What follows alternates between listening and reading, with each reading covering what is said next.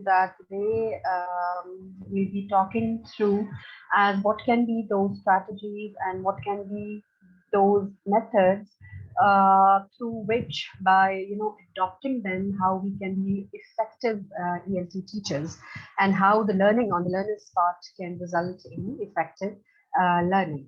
So I'll just take you through a walk and develop a little history about the different methods which have been implemented through time to time, so that you have a clear view as how we can use these methods and how things keep on developing where the methods of English language teachings are concerned.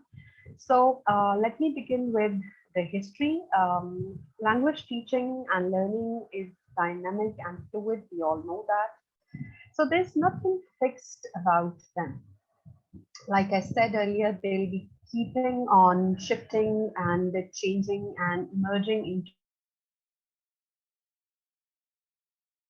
other subjects like maths, physics, which have by and large remained the same. The ELT traditions, they have been subject to tremendous change, especially throughout the 20th century. And since then, teachers have ever been in search of better ways and more effective methods of teaching. The popular trends of ELT in past have vanished today, and they have been substituted by other methods. Like one method, it was developed, it was implemented, and then it gave way to the next or any other method for that matter. So ELT in the past, it has the popular methods, let's say they have vanished today and they have been substituted by others. Several factors have contributed to the adoption of the new trends in ELT. It's just changing the slide is a little stuck there on my side.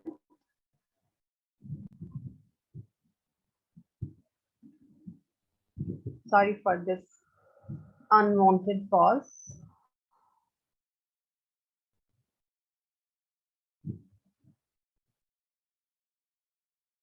Okay, come on.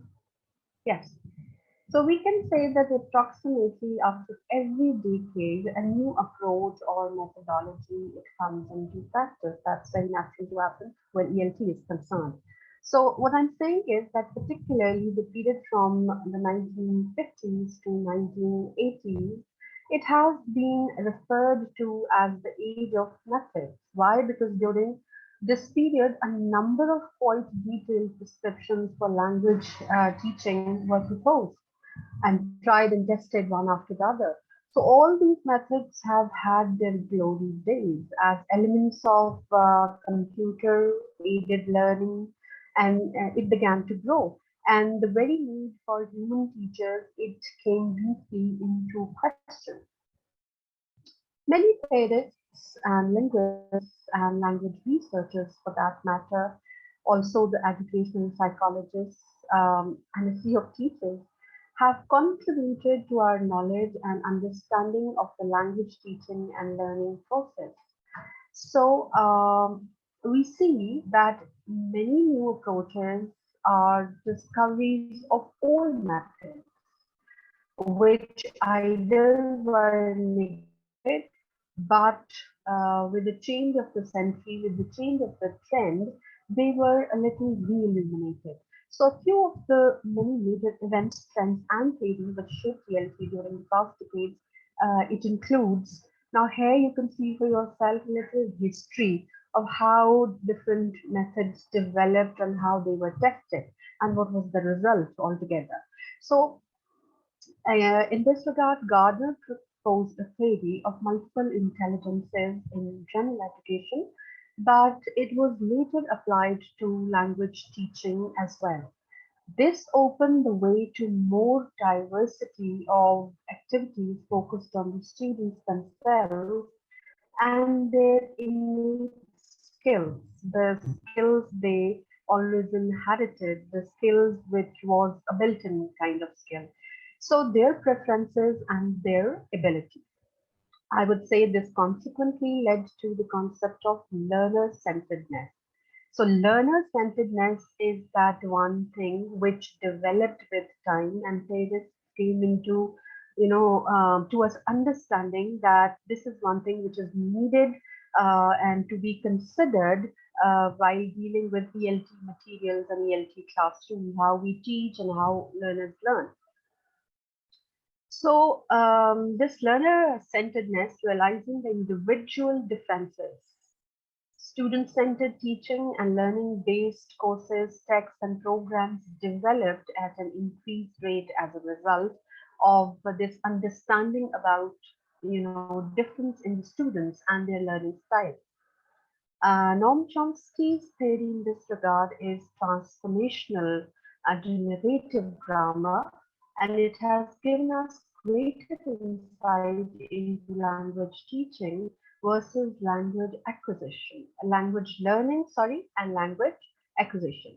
His criticism on Skinner's theory of learning truly uh, brought a revolution in the arena of general learning as well and as in language acquisition. So we can see that there's broadly, a line drawn between the process of learning and process of acquisition on the part of the learner when he's trying to adopt the language. So Krishna's theory of second language acquisition deepened our insight into language acquisition and learning. Usher's total physical response claimed the successful adult second language learning as a parallel process to child's first language learning acquisition.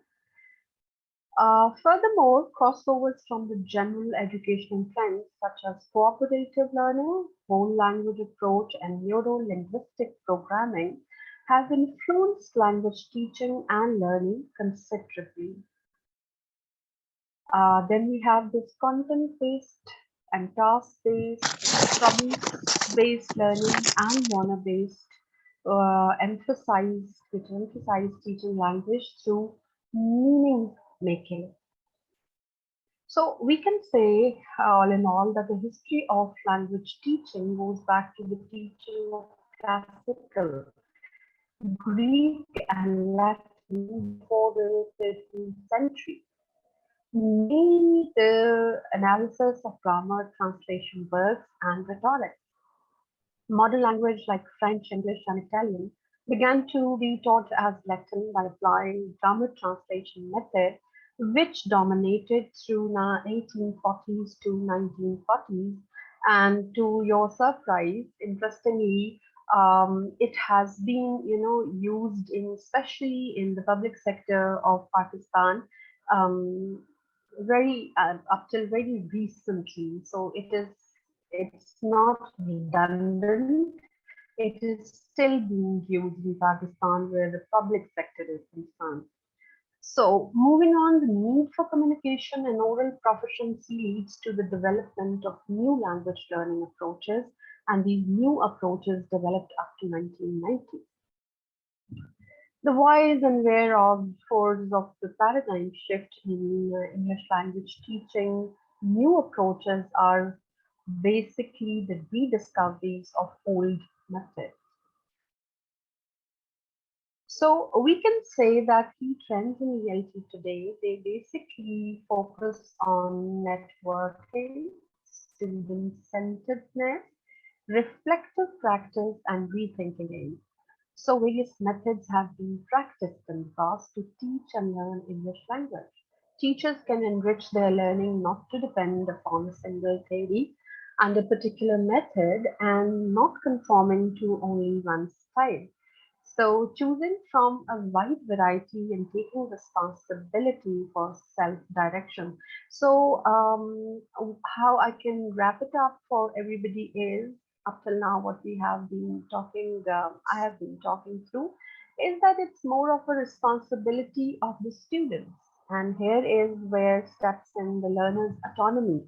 So English language teachers basically they need to let their learners be more independent where their learning is concerned, because partially it's the student's job and partially it's the teachers, and teacher's role is more that of a facilitator. She is there or he is there simply to monitor and appreciate and to cooperate and facilitate the learner's learning.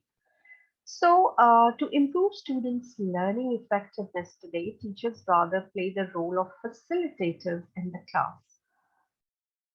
Okay, facilitators in the class, yes. Students learn by doing in pairs and groups, and also the teachers learn to improve their teaching by trying to observe, understand, and reflect. Learn and try out something happening in the class.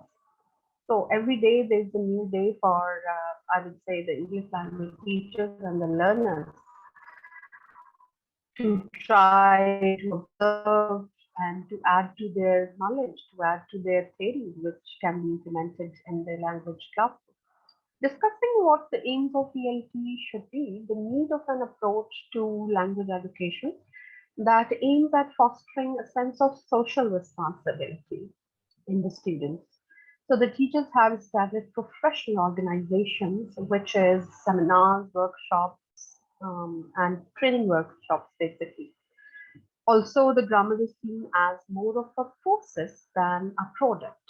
So grammar is conceived in its active and progressive sense. So if you look at, if you combine, put all these theories, put all these strategies together, and you kind of predict what would be the future of ELT classrooms or ELT learners, future trend teachers would read journals, or they should. If they are not, then they should well equip themselves with reading of multiple journals. They participate in whatever is available to them in the name of training, seminars, or workshops to update their knowledge and trends and techniques around the world, which are the popular techniques. So, presentation, practice, production, and imported material may not be effective in other countries. So, what I'm saying here is that all in all, we need to, the English language teachers, they need to generate the kind of material which is very appropriate for our learners, culturally and otherwise also. So the focus is on how learners can be made proficient to communicate to others. So keep predicting the future of existing trends and a wave of change. So whatever change is suitable, we need to incorporate it into our teaching styles or our teaching methods. Okay, so again, there's a little stuck on my part. Let me see. I don't know why that is happening. That's internet suffering, I think, from your side. That it can be, sir. It can be. So again, an unwanted pause. No matter it, just wait for 2-3 seconds, it will be changed. Okay, thanks. All right. Mr. Salman, are we going live on Facebook or not? Not right now. It is not going on live from my side. Ji? Okay. It is not going live right now because of internet issue from my side. Okay, so can I try to go live if you have made me the host? Sure, please. Okay, let But me this see. shouldn't be. My slide should not stuck. If there is another way around it where I can just I go on. think, Let me share the screen from my side. Yeah, please do that. do I need to click on live transcript? No, I don't think so. From where should I go live? I've totally forgotten. Salman. There are 3 dots on the right hand side. Yeah, it shows more and then only breakout rooms, nothing else. So are you going from the cell phone? No, from my laptop. Okay, so there is an option. Let me make the post pieces. Please check it